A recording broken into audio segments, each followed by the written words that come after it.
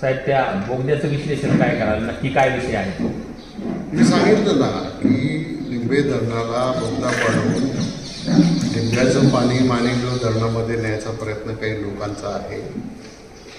त्याच्यामुळं शिरूर, आंबेगाव, जुन्नर या परिसरामध्ये दुष्काळी परिस्थिती निर्माण व्हायची शक्यता नाकारता येत नाही आणि म्हणून त्या बोगद्याला माझा विरोध आहे आणि त्या मुद्द्यावरच मी ही निवडणूक लढतोय. मी कुठल्या उमेदवाराच्या विरुद्ध ही निवडणूक लढत नाही. पण ते पत्र दाखवलं होतं, तुम्ही परमिशन कशाचं दिलं होतं? ते सांगितलं ना, ते 2018चं पत्र होतं. 2018ला अशी परिस्थिती होती की लिंब्याच्या धरणाच्या सांडव्यावरून वाहून जाणारं पाणी ते तिकडं न्यायला हरकत नाही. म्हणजे लिंब्याच्या धरणाची वरची भिंत आहे तिथं बोगदा करायचा होता. पण आता नवीन जो निर्णय घेतला त्या निर्णयामध्ये बोगदा तळात करायचं ठरलं आणि तळात जर बोगदा झाला असता तर 3 महिन्यात अख्खं लिंबे धरण रिकामं झालं असतं. साहेब, काल मंचरला सभा झाली पवार साहेबांची. त्या सभेत तुमच्यावर टीका करण्यात आली आणि तुम्हाला पराभूत करण्याचं आवाहन करण्यात आलं.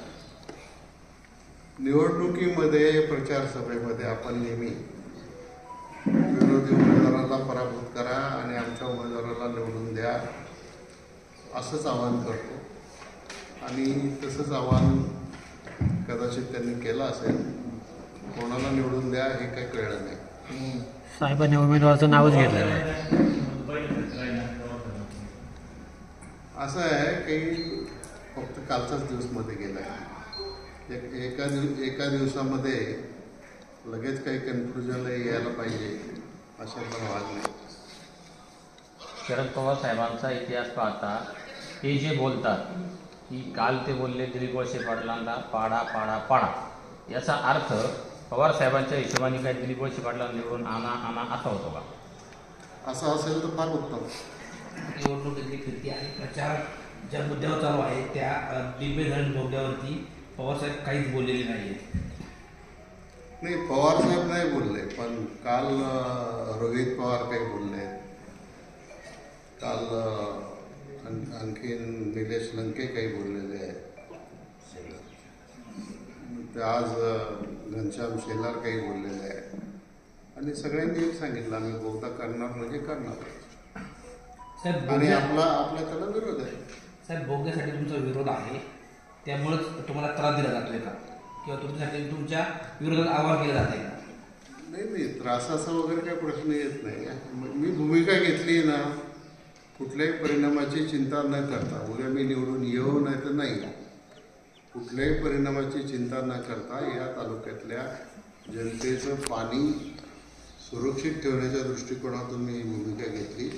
मग त्याचा किती त्रास मला झाला तरी चालेल. साहेब, आम्ही ग्राउंड लेवलला काम करतो, ज्यावेळेला लोकांच्या काही प्रतिक्रिया घेतो, लोक असं म्हणतात की दिलीप वळसे पाटील देव माणूस आहे, परंतु त्यांनी BJPत जायला नको होतं. याच्यावर काय उत्तर आहे? आम्ही BJPत गेलेलोच नाही. BJP बरोबर, आम्ही राष्ट्रवादी काँग्रेस पक्षातच आहोत. आम्ही फक्त सरकारमध्ये सहभागी झालेलो आहोत आणि त्याच्यामुळे BJPत जाण्याचा प्रश्न उद्भवत नाही. काल सभा झाली, आता काल सभा झाली, आता आज जरा मतदार विचारविनिमय करतील आणि आपल्याला 23 तारखेला कळेल. तुम्ही एवढी टीका होऊनही त्यावरती काही बोलत नाही आहात, काय सांगाल? किंवा गद्दार हा शब्द वापरला त्यावर बोलत नाही आहात, काय सांगाल तुम्ही?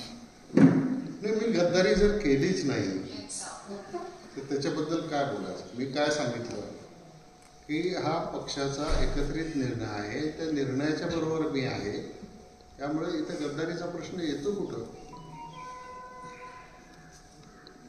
साहेब, प्रतिस्पर्धी जे उमेदवार आहेत ते आपल्या स्वतःने पक्ष काम केलेलं आहे, त्याने संस्थांवर आपल्या प्रमुख म्हणून काम केलेलं आहे, तेच आपल्याला आरोप करता येईल. आता तो त्यांच्या संस्कृतीचा भाग आहे, त्यांच्या वागण्याचा भाग आहे, त्यांच्या स्वभावाचा भाग आहे. त्यामुळे ते काय बोलतात काय नाही बोलत. आणि माझी निवडणूक काय प्रतिस्पर्धी उमेदवाराच्या सोबत नाहीच आहे. माझी निवडणूक जी आहे ही या शिरूर आंबेगावच्या पाण्याच्या प्रश्नावर. साहेब, जो आपला बोगदा करून तिकडं जामखेड कर्जतला पाणी नाही आहे, त्यावर जे विरोधी उमेदवार आहेत देवदत्तजी निकम साहेब ते स्पष्ट भूमिका का करत नाही? तोच प्रश्न मला पण पडलेला आहे की त्यांनी आधी बाकीचं काही बोलण्याच्या ऐवजी पहिलं स्वतःची भूमिका स्पष्ट करायला पाहिजे. त्यांचा या बोगद्याला पाठिंबा आहे का विरोध आहे, आणि मग एकदा ही भूमिका त्यांनी जाहीर केली की मग आंबेगाव शिरूरच्या लोकांना कळेल की कोण कशा करता निवडणूक लढवतं. तुम्ही आतापर्यंत 7 निवडणुका सर लढला, आता ही 8वी निवडणूक आहे. कसं वातावरण आहे आणि ते वातावरण म्हणजे लोकांमध्ये काय बदल वाटतो का? गुरुविरुद्ध शिष्य निवडणूक टफ जात आहे. निवडणूक अजिबात टफ नाही, सगळ्यांचं प्रेम तेवढंच आहे आणि निवडणूक अवघड नाही. निवडणूक सहज सोपी आहे आणि सगळ्यांचा पाठिंबा मिळतं. तरुण पिढी बरोबर आहे, महिला बरोबर आहेत, सरकारने केलेल्या योजना बरोबर आहेत आणि त्याच्यामुळे या निवडणुकीत मी नक्की विजयी होईल हे मी आपल्याला सांगतो. गुरु शिष्याची दुसरी लढाई आहे काही काय मला कळणार आहे? साहेब इथे गुरु शिष्याची लढाई आहे. इथे प्रत्यक्षामध्ये शिष्य देवदत्त निकम आहेत तर गुरु दिलीप वळसे पाटील आहेत आणि अप्रत्यक्षरित्या इथे शिष्य दिलीप वळसे पाटील आहेत तर गुरु शरद पवार आहेत. कशी आहे ही लढत?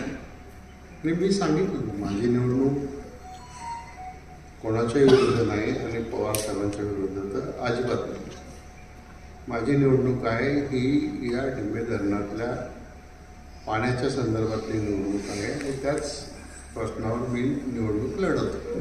यापूर्वी निवडणुकीपेक्षा या काळात जास्त संघर्ष धावपळ करावी लागते. प्रत्येक निवडणुकीत एवढीच धावपळ करावी लागते. साहेब खरं तर आता मी 7 टर्म झालेले आहे आणि 7 टर्म केल्यानंतरही प्रचाराची गरज भासते की फक्त मतदानाच्या गाठीभेटी चालू आहे? प्रचार चालू आहे की गाठीभेटी चालू आहे? दोन्ही चालू आहे, प्रचार पण चालू आहे, गाठीभेटी पण चालू आहे. आता उद्या 15 तारखेला एक महिलांचा मेळावा आहे रांजणगाव. 17 तारखेला माननीय अजितदादांची सभा आहे हिंदूर आणि 18 तारखेला आपली सांगता सभा आहे मंचावर. या तिन्ही सभांना आपण सगळ्यांनी यावं अशी आपल्याला विनंती.